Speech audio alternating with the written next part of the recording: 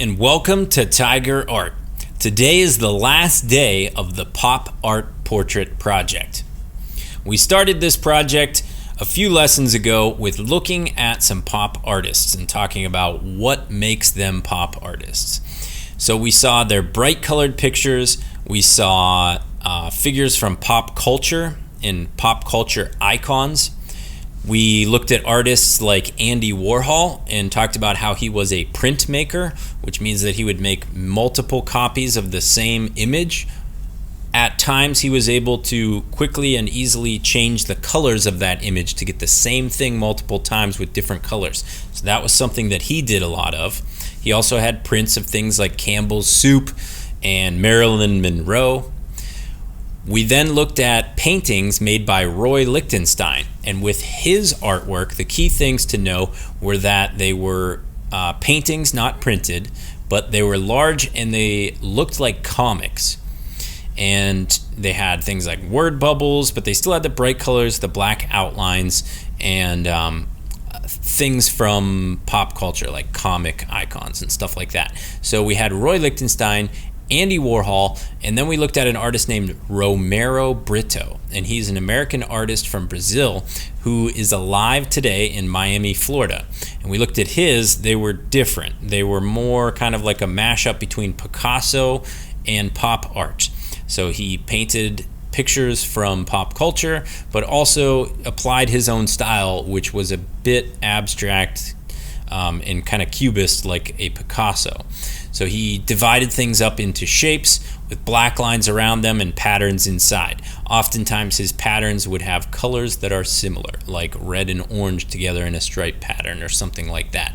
So having had all that experience, we also talked about color and picking color schemes using a color wheel.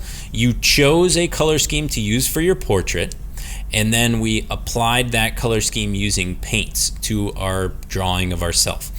Now, the very last step is going to be the final part of pop art that we really haven't used yet, is the black outlines that we see a lot. So you're going to need a black marker for today. A Sharpie would be great, but if you have a black Crayola marker, as long as you don't have any wet paint, you should be fine. We're going to be applying some of those outlines and doing some detail work at the end. All right, let's get started. All right, to finish up this project, we need to apply some black line work to it. We can do this with black Sharpie marker, black Sharpie pen. You could use probably a regular pen could even work. If you had nothing else, you could use like a Crayola black marker, possibly even a black crayon or colored pencil. Anything just that would be clean. So these would be best, but if you don't have them, you have other options. So we need to get a black outline around everything, like shape-wise. So I know I want one going around like my entire contour or my entire silhouette. So I'd start with that.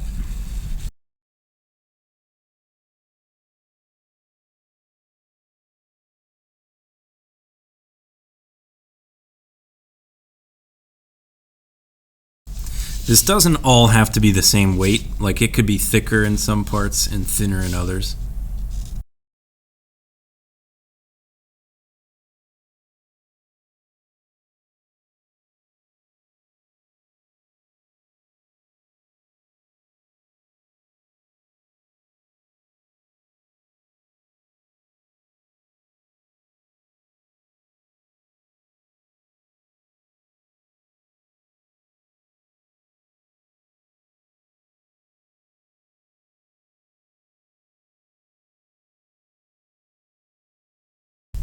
So now that I have that part of it done, I'm actually going to go around and thicken some parts of it.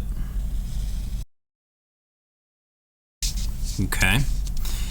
Then I'll go inside and do those outlines.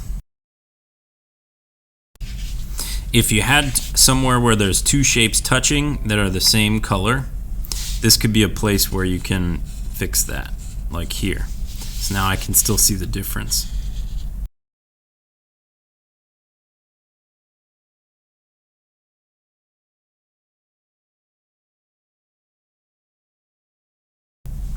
Okay, so now I have all of the colored shapes outlined pretty much. I've ignored the eyes for right now. I'll get those later. Then you can add little bits here and there. You could also emphasize the outline contour by making that thicker. So now that we have inside lines, I could make these stand out better by having this one be thicker than what's inside.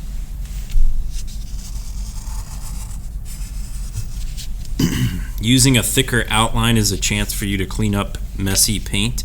So if you have a paint line that wasn't quite clean, if you use a thicker outline and have a nice crisp black line there, inside of it, or like underneath the black, could be a really wavy paint line, and no one would ever be able to tell because all you see is the black over top. So it's a way to kind of fix that. Here is where I can use some of the fine point Sharpie. I don't want to draw this line because it's not really there.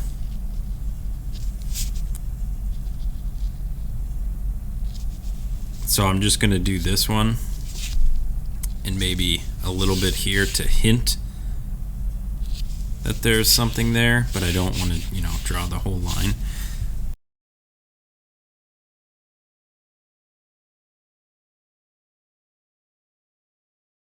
So we've done a couple lessons previously on eyes. If you want to go back and just re-watch them, not a bad idea. It'll give you a little guidance on what to do here.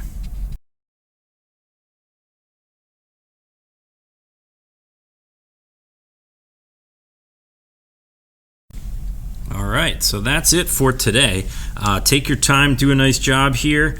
There's no rush, do it a little bit at a time and see how it looks, especially if you're new to something like this. Just do the best you can, have fun, and I can't wait to see them when they're done. So take a picture and submit.